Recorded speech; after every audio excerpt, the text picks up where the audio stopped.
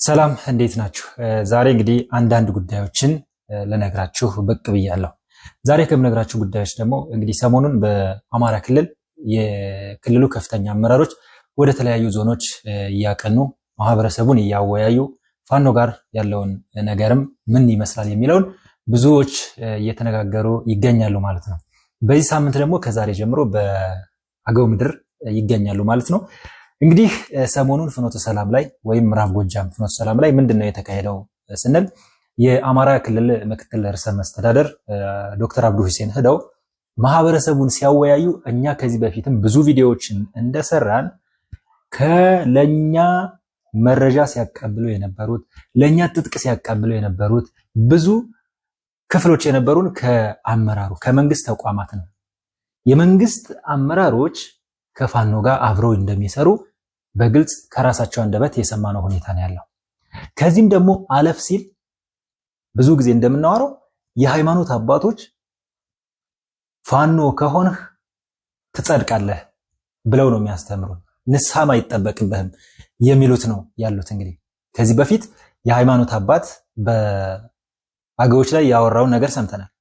ብዙ ድርሳናትም ብዙ ታምራትም እንግዲህ አገው ላይ ምን ብለው እንደተጻፉ ሁላችንም የምናውቀው ብዙ ጊዜም ያወራነበት ሁኔታ ነው ያለውና እዚህ ጋር ተያይዞ እኔ ማውራት የምፈልገው በአገው አዊ ብሔረሰብ አስተዳደር ዞን ላይ የተከሰተውን ነው።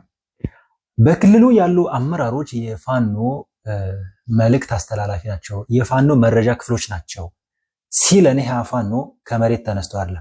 እኛም ብዙ ጊዜ አውርተናቸዋል። በአማራ ክልል 2015 የፋኖ እንቅስቃሴ ሲጀምር በአዊ ብሔረሰብ አስተዳደር ዞን በፍጹም ጨዋነት በፍጹም ጀግንነት ዞኑን ተከላክሎ ለክልሉ ሁሉ ሰላም ትልቅ አስተዋጽኦ ያደረጉ የዞኑ አመራሮች ነበሩ። በድጋሚ አሁንም ይሄንን ላውራ ማለት ነው። እነዛን አመራሮች ፋኖ ጋር ለምን ትዋጋላችሁ? ፋኖን የሚዋጋ ኃይል ለምን አደራጃችሁ? በሚል አወረዷቸው ማለት ነው። ከዛ በኋላ ሌላ አመራር ተተካ።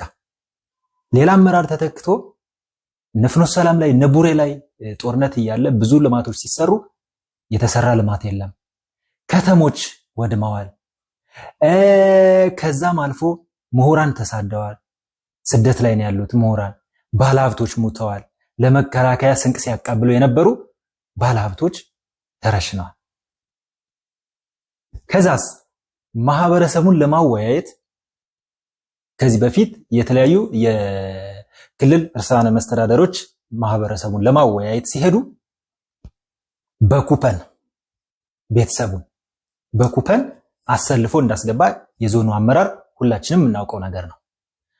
አሁንም ምንድነው እየተደረገ ያለው? በአዊ ብሔረሰብ አስተዳደር ዞን በኩፐን እያስገቡ ነው ያሉት። አሁንም ቢሆን መንግስት አገው ምድርን ሊመለከተን ይገባል። ከብልጽግና ትሩፋቶች ምንም የተጠቀምነው ነገር የለም።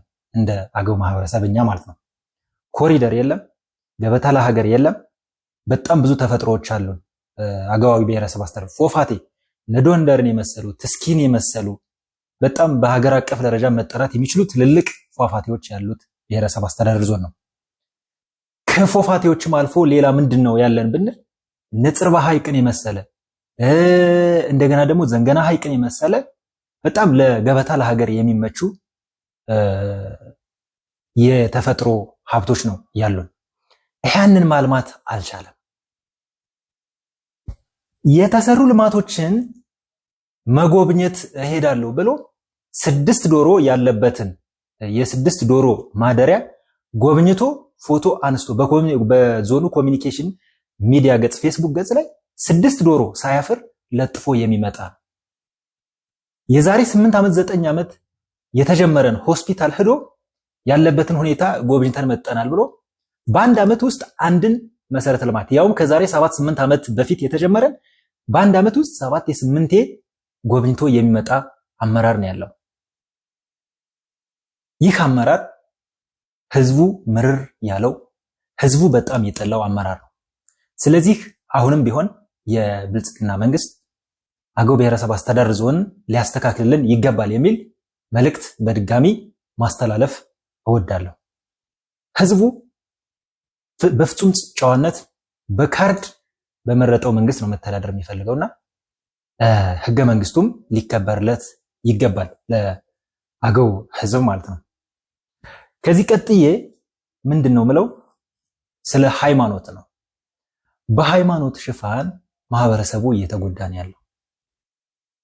አንድ የሃይማኖት አባት ፋኖን ተዋጋ ብሎ ከሰደደ እንዴት ነው ማድረግ ምንችለው?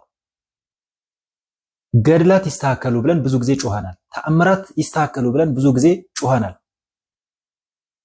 ተአምር ላይ አንድን ማህበረሰብ ግደሉ የሚል ጽሑፍ የሚጽፍ የሃይማኖት አባት ያለበት ሀገር ላይ ነው ያለነው። ይህም በትኩረት መታየት ያለበት ጉዳይ ነው። አሁንም ቢሆን ወደ ጎንደር ወደ ወሎ አካባቢ ብዙ ፋኖች የሰላም ጥሪያቸውን እየተቀበሉ ነው ያሉበት። ከጎጃም ብዙ ቦታ ለምንድነው እጅ እየሰጡ ወይም የሰላምን አማራጭ መቀበል የተሳናቸው ሚለውን መንግስት በሚገባ መመርመር አለበት። አዊ ብሔረሰብ አስተዳደር ዞን ከዚህ በፊት ፍጹም ሰላም የነበረ አሁን ላይ አዲስ ቅዳም ዙሪያ፣ ፋግታ፣ ዳንግላ፣ በጫራ ጊሳ አካባቢ እንዲሁም በአዘና ዙሪያ ወደ እሁዲት ፋኖ ዙሪያውን ከቦ ያለው ለምንድን ነው? እነዛ ባለፈው ፍኖተ ሰላም የተናገሩት ፋኖች መረጃው ራሱ ነው የሚሆነው። ፋኖች ጋር መስራት ስለሚፈልጉ በፋኖ በኩልም አሉ፣ በመንግስት በኩልም ያሉት አመራሮች ናቸው። ስለዚህ በአሁኑ መድረክ አዊ ብሔረሰብ አስተዳደር ዞንን የብልጽግና መንግስት ማስተካከል መቻል አለበት የሚል መልእክት ለማስተላለፍ ነው። እንግዲህ ለዛሬ የነበረኝ ቆይታ ይሄ ነው። እንግዲህ በተከታታይ ያሉትን መረጃዎችም እየተከታተልኩ ማድረስ ይሆናል። መልካም ቆይታ